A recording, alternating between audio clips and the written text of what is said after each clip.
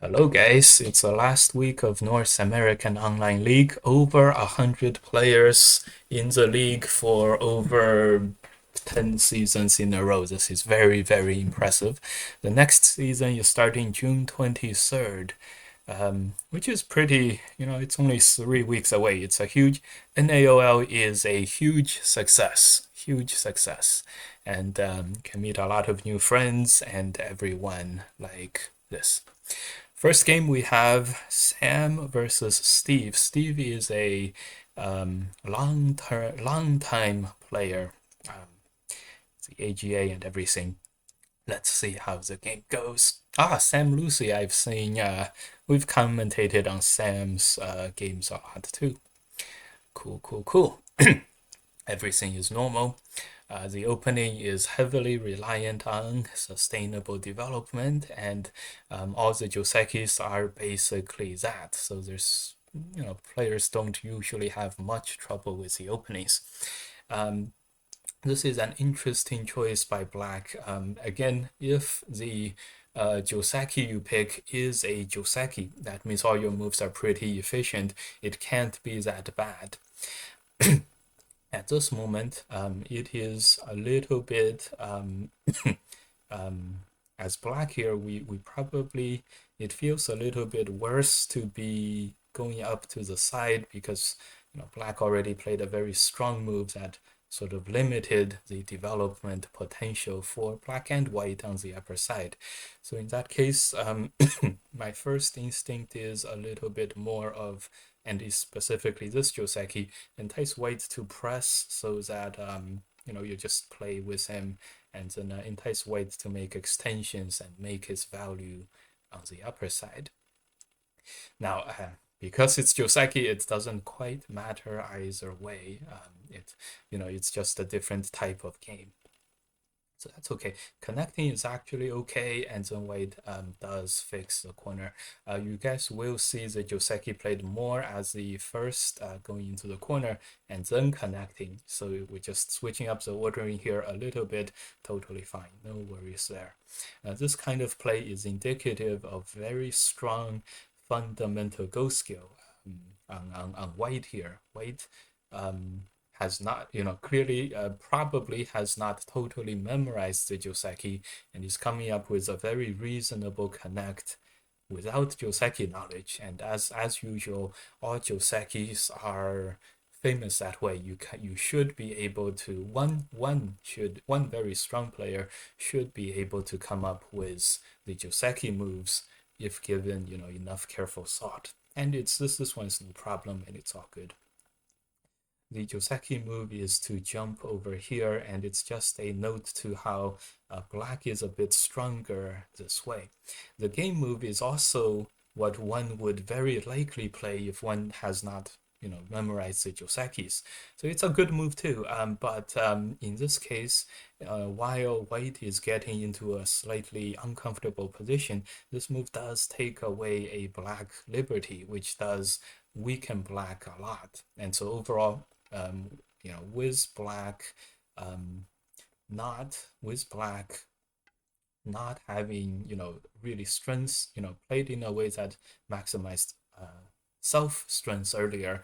You can see here another move here is eventually needed, and that sort of slows Black's attack down a little bit. That's why that's why this is the way it is. Okay.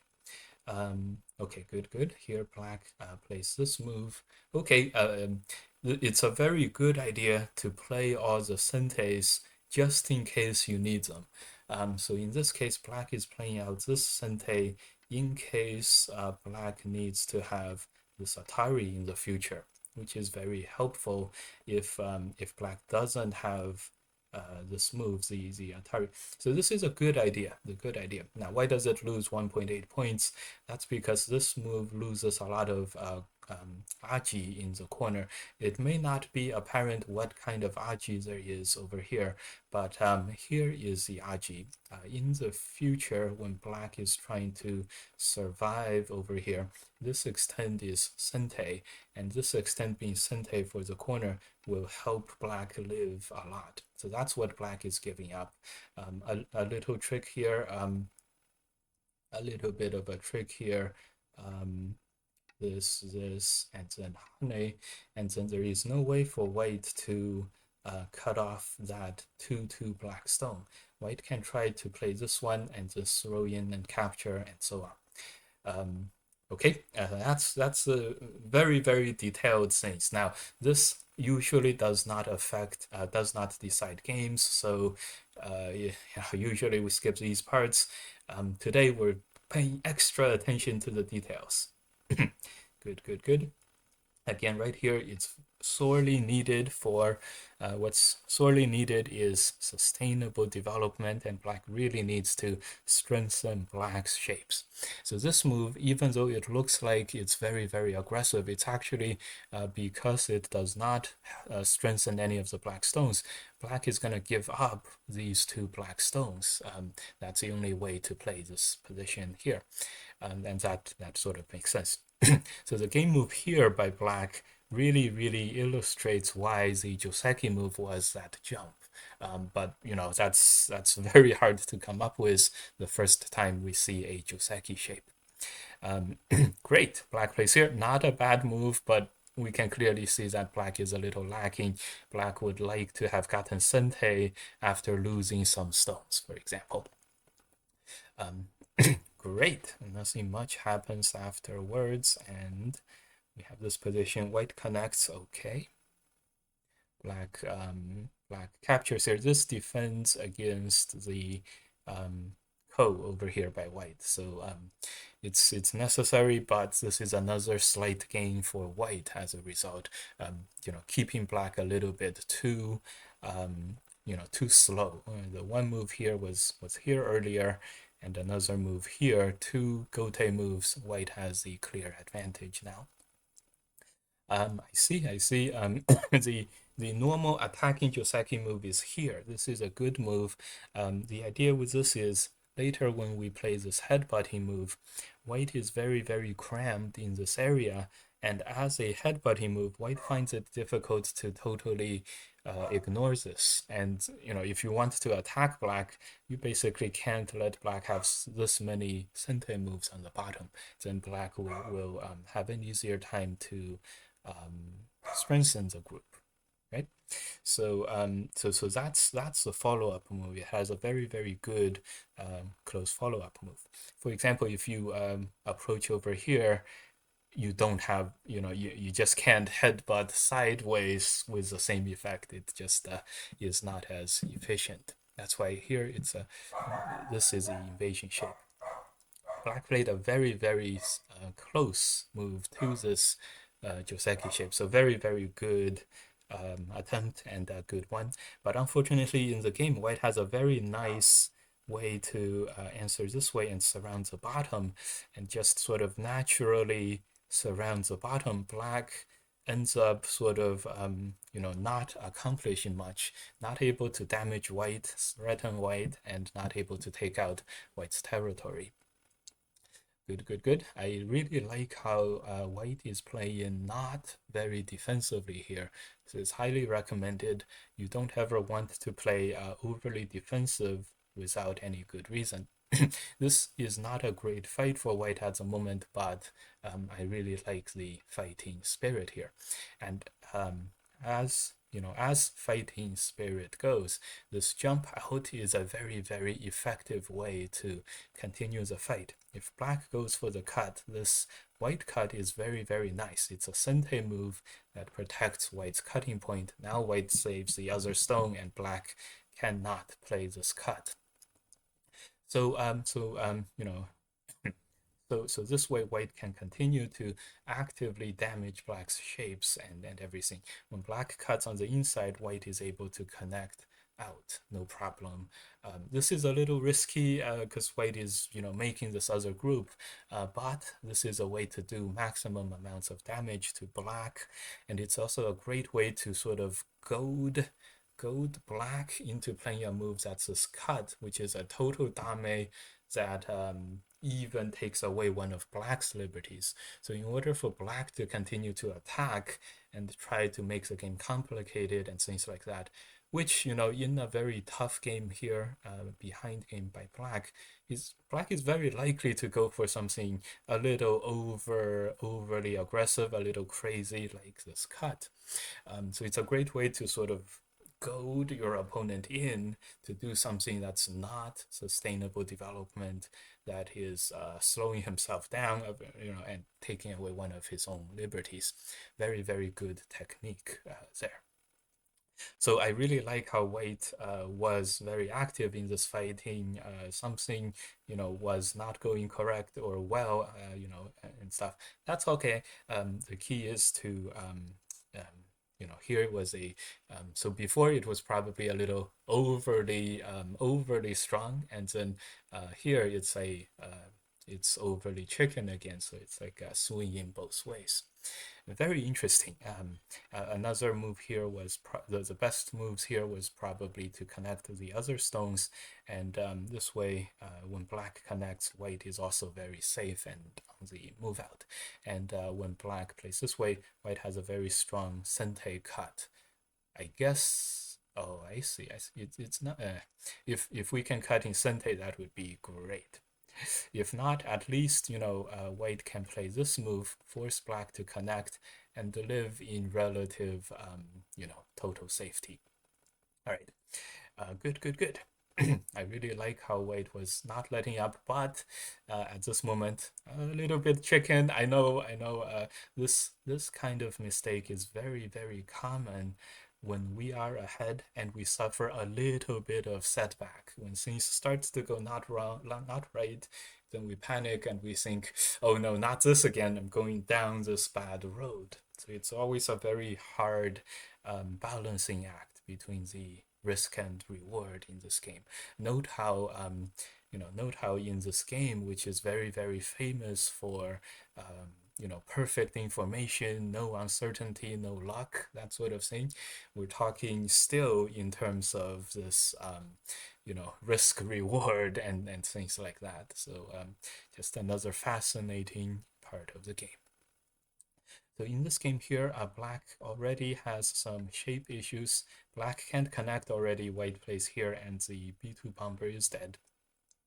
Black has to go back like this at the moment. So already it's something is not going perfectly well at the moment. And so black here committing to a chicken move here. This is gonna be yeah. White even played the super strong move. This one, the only move is to play here, win the liberty race on the top, and then fight it out inside versus out. This way, black is actually gonna win this fight. So a big opportunity not taken by black. And when white connects this, oh no, oh no. Black spends another chicken move back, and it's all over. So white totally gains here. So when you guys have to do something that you know that you don't want to do, like this capture, for white in the case, it's this connect. Let me open up the coordinates here. This is anyways. Coordinates. Okay. Anyways, when you have to go back and play these moves that you know is not what you want to do, toggle coordinates. Great. Okay, all coordinates. This is great. Okay, when you know that when you feel like you have to do this, just look for some way that you can sort of not pay your debts. In this case, fighting the Ko is a great way to do that. If white connects, you are already alive and you can move on to other stuff. White plays here, make sure, okay, plays a Ko, make sure to get him to lose another point before playing something like this move that survives overall. Just really milk it, milk your defender's advantage, for a lack of a better word. So right here, black gives up another free move to white, and it's all over after that. Black ends up actually dying in the middle. Great, very instructive. It was really a game of you can really tell that these two players are really strong players because they identified all these threats in their shapes, and that's very hard, of course, and all that. But yeah, so now these players are losing or making mistakes, making strong player mistakes. Only the mistakes that players with very good reading will make. Well, emblematic of good reading. So in this case, of course, the first one was this co shape, to some extent that N14 from earlier. Um, um, and then for white here, this connect, this was actually a good time to be extra ambitious instead of chicken. And black, several moves. Again, as a 2Q playing the 2 dan, this is totally understandable and everything. And that's how most of these games turn out. But still, just this is the key move here. This is a reading thing. Don't worry too much about it. The this M19 is another chicken move that strong players lose games because of. Strong players lose because they play two chicken, and this is as a result they play ineffective defense. Ineffective, and so they're ineffective. All right, next game we have Milan versus Zhao Rong. Great. Milan is our naol organizer, so I feel honored that he thinks I give the best game reviews, so he has me review his games. I'm very honored. Okay, another way to boast. Milan plays this. What is this called? Is this called the washing machine opening? If he finishes, I am not quite on top of my openings knowledge here. All right. Anyways, a rule of thumb: a move that's not around the corner, that's in a reasonably good place near the middle of the board, 1.5 points. So black plays three of them. That is 4.5 points, which white plus 5 makes perfect sense. Okay, this is I think the move will be here. This move is a lot more aggressive and um, it seeks more, which I do like, so that's okay. Because black played here, I would recommend white to go a little slower, but it's probably three space low is probably the best I can think of. Again, this Atari is very tempting, but maybe in the future just do some fancy peeps. Hard to say either way here. All right, black is really going for the full up moyo. This is very interesting to see. It's very unconventional, but very interesting. Whites, I think this probably was a little better for black overall. This is a great sequence by black here. Attach, putting a little bit of extra pressure on white. Here as white, if white takes the defensive approach and thinks there are 4 black stones to my 2 white stones, I think white would do better in this local shape. Now it's very tempting to, this shape is called a Shimari, which is a worry-free corner. So it's very tempting for one to think of, like, my corner is very strong, I should fight this.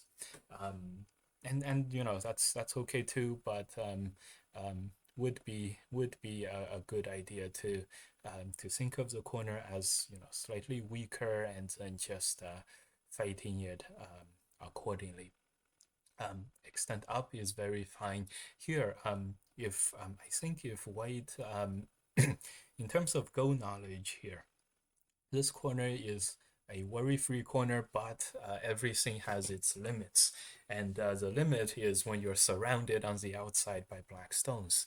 This is a famously hard to answer shape by white. There's a lot of follow-up Josekis that end up this way. So So it's famously hard to capture black if black invades like this. And if you block here, black extends, and then you still can't capture black, you still don't have enough ice space and stuff. This could be seen as a very hard, difficult moment for white. Because of course, as white, you don't want to spend a move like this backwards. At best, you want to peep and then tanuki. Anyways, so I think if white has had that Joseki knowledge from somewhere else about those Josekis, white would be sort of welcome this attachment move. And when white welcomes this attachment move, white would use this as an opportunity to strengthen white's corner and be happy about being able to strengthen the corner like this. Maybe a Hane on the outside and then Atari and then give up the one stone and then keep crawling. And if black gives way, we've protected the corner basically in Sente. And if black Ataris one stone, we're very happy to let him capture one stone and move on to our sustainable development. Okay, all good. So in this case, white went for a very strong, aggressive counter-attacking move, and black is really cut apart. So there's a very strong incentive to do that. Unfortunately, at the end of this, white has to play a Gote move living in the corner. Black is already alive on the upper side, and white is the only one under attack as a result of this. So here, a great job by black to find something out of nothing, and good job for white for fighting hard. But if white had a more defensive approach, was thinking more about defense, white would have done better in this shape, I am sure. So yeah, either way, just like last game where both players are kind of a little too chicken, this game this game is you know so far it's a little bit of the opposite, but just remember, guys, that when you have the defensive mindset, that is a start of being able to defend very, very effectively. And Go is all about defending effectively. Okay. Yes, so in the game, white plays very well here, sacrifices more stones on the middle side and exchanges to the bottom. This is great. Wittingly or unwittingly, white has sacrificed some stones around the top thickness, and that is very, very good for white. Well, that hurts very, very little for white. Let's just say that. And even though it's 2 stones versus 6 stones, white is happy with this exchange. Great. This came. Well, this is very, very complicated, but it does seem like black is not able to escape. Black can only attempt like this, and then white just simply gets all the hits all the liberties. I don't think black is able to do this. It's very, very complicated, but I don't think black will be able to escape here. Like these moves, just run and then just use these 3 liberties from white here. Very hard to read everything out, but anyways, good. I'm glad Milan, maybe he saw it, maybe he decided the risk reward, we're talking about risk reward again, is not worth it. So he posts the retreat here. So that's fine. Good. Yes, this is needed. Black would like to find a way to get at white's liberties, but this just opens up more Aji, and so that's not decided. Good. Getting this block is huge. It has follow-up Sente moves, which is great. This move is very, very inspired. I like it very much. So white has lost a lot of stones around here, and if white attaches here, if we get some exchanges like this, if we get some exchanges, this will benefit white. If we get this kind of exchange, if black connects, white plays here, even if black threatens two more stones, white can just move on. This will make black over concentrated more, and this is like a great use of the thickness principle. So as a result here, black fights back as expected, and here this is now white's chance to really commit black to to the aforementioned stuff, like keep crawling and just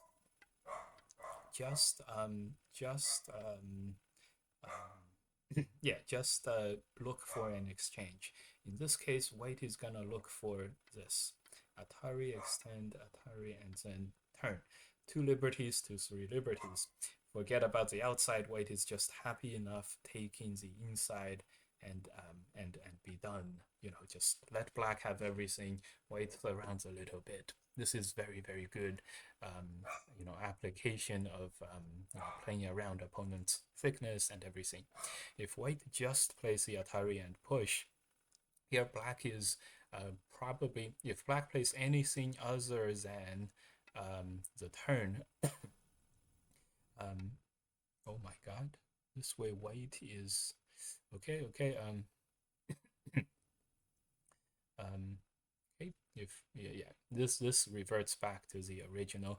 This reverts back to the exchange. This is the exchange that white wanted from day one. Okay. So the cut is gonna be okay too. Another move that's very recommended is this outside push. This is also very, very good. And if you just this is a very, very flexible way of playing, and in the future white may be able to squeeze black a little bit over here in the corner. This is also very, very good idea. The key here is when you're looking for these attachment and aggressive hanes, is that you're looking for exchanges, and having lots of cuts in the opponent's shape give you the ability to do that. Right.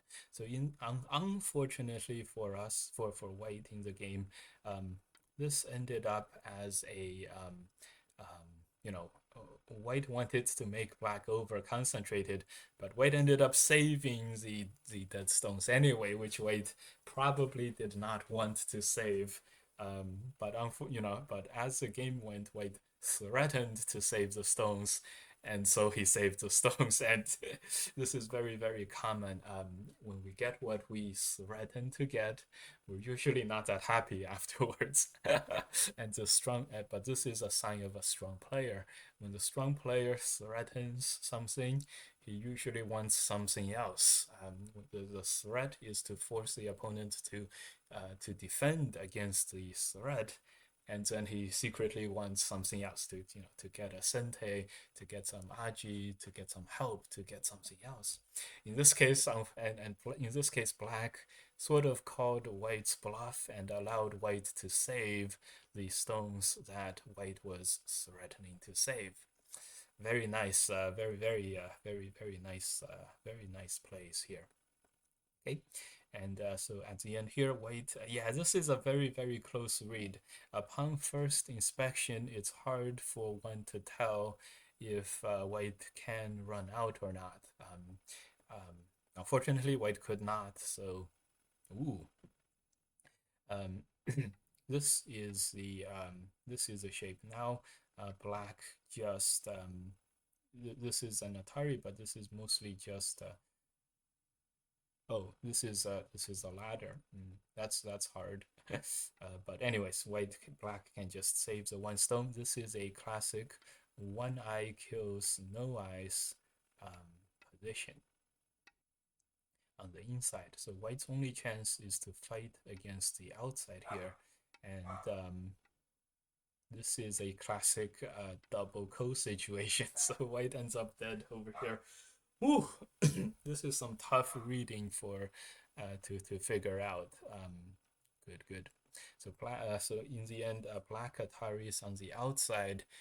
Unfortunately, this gives white a nice connect, which takes away the important eye that black has. And so as a result of this, as a result of this, if black connects at the end, white plays this move. I see. White wants to get 3 liberties and then play this squeeze. Wow, wow, wow. That's some very, very difficult reading. With 3 liberties, white can win. It's a ko, and black is gonna play this, the biggest ko threat we have ever seen, and end up in this mess of a game. But it's a good mess for white. Very interesting. Oh wow, this was a super difficult fighting here. In the end, white cuts, and black was able um, to ladder this one group out. So I guess that's how it was done. I think white could still save white by by connecting out, and then Atari this. When black connects, this ladder will not work due to white being able to turn here, and Atari. This would be white connecting out, runs the ladder. I think black will be able to capture white on the inside, but not like this. Um, how? Okay. Anyways, this is very good for white. Even if black captures white, this stuff on the outside is too much to handle too. So okay. So in fact here, white needs to connect this and then run the group out. In the game, when white played this exchange, even though the move is supposed to help us, but the move actually doesn't. And it's a very paradox of a position where letting black have a stone that's on the outside, that's in the path of the ladder, actually, reduces a black liberty here, and this ladder then will not work. And paradoxically, by having a white stone there and forcing black to play a stone on the inside, the ladder actually does work because of this extra liberty. Oh, what a I, I'm sure White saw through this in the game, and that led to the resignation here. This is this is some very intense, hard reading fights here. Again, very, very well played on both sides. I felt the pressure from the distance just watching these guys. All right, great. Game 3 is Benjamin versus David. Good, good, good. And these are two 5Q players, 5Q and 6Q players. Let's see how they do. Attach. Okay, okay, good. It's very, very tempting as a Go player in general to go after your opponent's weaknesses and to go after the opponent's stones. Very tempting, and that's okay. But as we always stress, the key to the game is sustainable development and not necessarily go for the attack, go for the damage. And so this Joseki and in this game is a great example of going after the opponent's weaknesses in a very steady way without doing much sustainable development, and that's gonna make black fall behind a little bit. So, and the attack basically works. White is able to redirect the attacking exchanges to damage black's stone on the outside. Black captures one white stone totally on the inside, but just the way that black had to go after the white shape, it was a little slow, and that's why it was this is a good efficient shape for white, or that's why this white was able to go for the relatively even exchange, and the slightly slower, not enough sustainable development from the initial attack is what's gonna make this a little bit better for white overall. Interesting that we have this shape. Great. The Joseki here is to put more pressure on black by pressing. You can cut you can cut earlier rather than later, and it's okay. In this case, it's a great example of the normal Joseki is to cut, but and then press one more and then block or go for an extension. But white has a great position on the left hand side where in the sake of for the sake of balance and no redundancy, white is able to block in a very, very nice and fulsome, very ballooned up full shape. Great. Yeah, so white plays this move, doesn't put enough pressure on black, and paradoxically, by not putting enough pressure on black, black is now able to do more damage to white. Okay, for example, if black invades here, white is not gonna be able to capture him. Ooh, ineffective defense. This is a move that really, really exemplifies it. At this moment, black's corner is totally safe. For white to play something like this is very, very good, and white is actually happy to allow black to capture 3 more stones. And here is always the same. Black's corner is very big, and it looks very big, and we have a lot of trouble choosing this kind of play. This is very, very easy as a thought to have, but what we have to realize is that black's corner is already very sizable. It's not that fat and juicy corner yet, but it's already very sizable. If you count the points, it's 18 points. And after this, black's corner is now 25 points. It's always this additional value, additional territory that matters about our decision making in the game. So as a result, getting extra 3 stones, if there's no safety implications, thickness implications, it is not as consequential. So white ends up playing this one, and so understandable totally, but this would be very, very small for all the same reasons. Plus, white has taken down the burden of a additional group over here that in the future may come under attack. And so all for these 3 stones, which is a 7 or 8 points, not worthwhile. Now it's totally different if white can counterattack against black's corner, but right now white cannot counterattack and threaten black's corner at all. So, okay. Good, good, good. The game is very, very even. What black has lost in efficiency earlier has clawed it way back and then more after white places 05. So good, good, good. Good for black.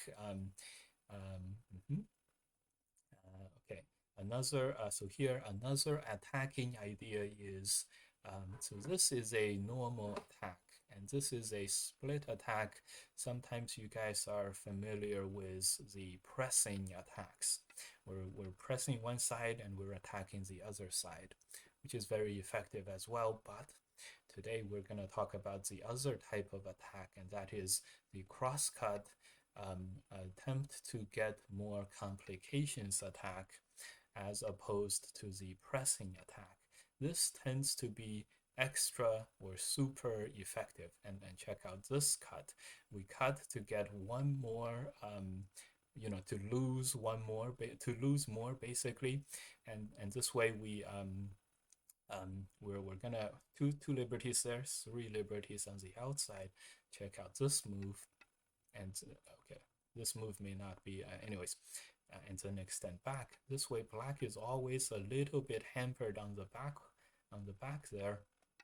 When white gets these Sente Atari moves and everything, white is achieving the most important thing in the attack, which is a lot of exchanges, helping white in the attack.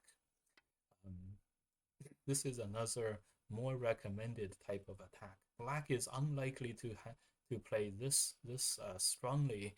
In fact, black is very likely to go, keep it as simple as possible, and then white can look to score some outsized gains in the black territory. And this prevents this is destruction and development for white. So this is both sustainable development and limiting your opponent's development. So it's great, and this greatly reduces the need to go for the kill. And it's very effective in the game. Okay, so in the game, white plays some simple jumps, and this is unlikely to cut it. And so at the at the end result of the attack, basically nothing happened. Both sides played a lot of damage moves. Black saved the top territory, and black gained close to 20 points. Black is ahead by 20 points as a result.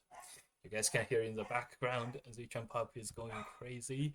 This is a great result for black. This is way more than black deserved. So instead of going for fixating on the attack, if we could fixate on making more beneficial exchanges, taking out the territory, something like this would be a lot better in terms of getting the value.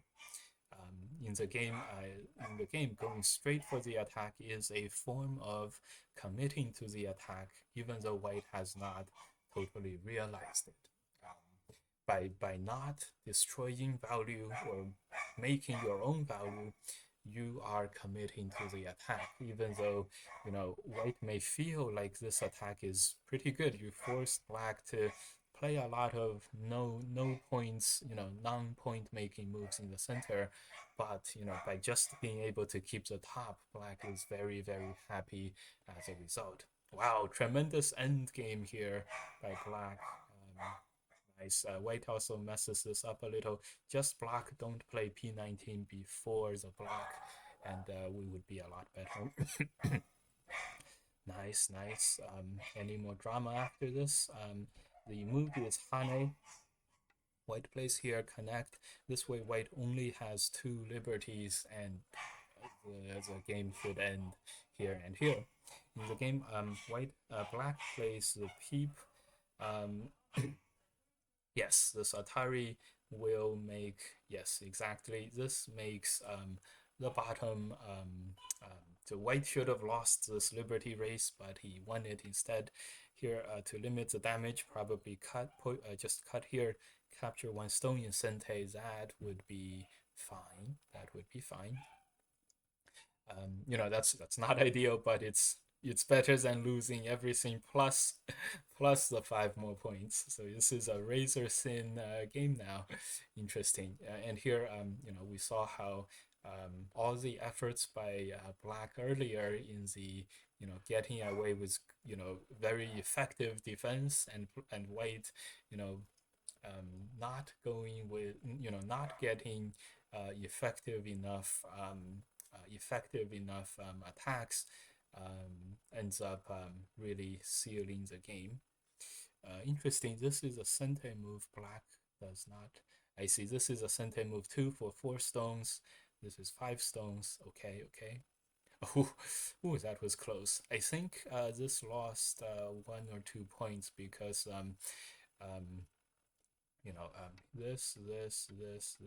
this. Black captures 5 stones plus 2 points. White captures 6 points, which is exactly the same. But when white connects, black was able to make 2 points here, and so that was it was better to go for the exchange. But no big deal. Black wins by 3.5, and this is what sustainable development or sustained development throughout the game gives you.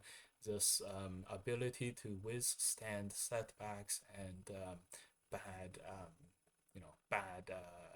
bad events. And so it's the bottom was terrible for white, and made terrible for black, but because black played ambitiously enough throughout the other parts of the game, black was able to still hold on for the win. Wow, I'm sure after the bottom, both players expected white to take this. Very nice. So here, white loses all the advantage because of a bit slow, and then ineffective defense. This is what strong players falter to. Ineffective defense. In other words, playing too chicken. Just look at another move, press, and then black harness, and then this way, white's a little more comfortable, and white gets sente at the end of this. So this is clearly very, very nice. And if black doesn't answer, this move is much better here than at the other point. White has more pressing moves that white can play, and this is a very comfortable shape. Remember, near the end of the game, white played a move in the middle here, which is this jump. Remember, if the move earlier was here, now of course white could Atari and then headbutt and Hane much, much better than the jump. So, okay. And remember the thing about attacks and trying to go for complications and thriving in the chaos as opposed to just going for the attack, because just going for the attack, the opponent weighs his options. If he doesn't need to defend, he just, here he just takes a moment to play the big moves on the board, and if he does need to defend, he sort of connects, and it's all good. Here, black has some extra difficult or hard things for white to answer, like this move. If white wants to attack, probably has to connect, and then this move in the middle, which again allows white to push and cut, but the resulting sentes that exist in the middle is gonna give black plenty of ice space to survive. And this way, white really loses all the territories in the middle, or potential territory.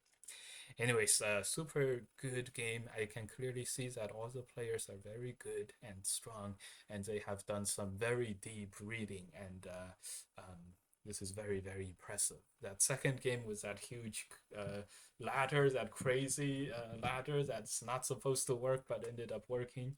That was great, and good. All right, this is the last round of naol. See you guys next time for next season. Likely in 3 weeks only. So see you guys then, and enjoy the games. Have fun as always with Go. See you guys.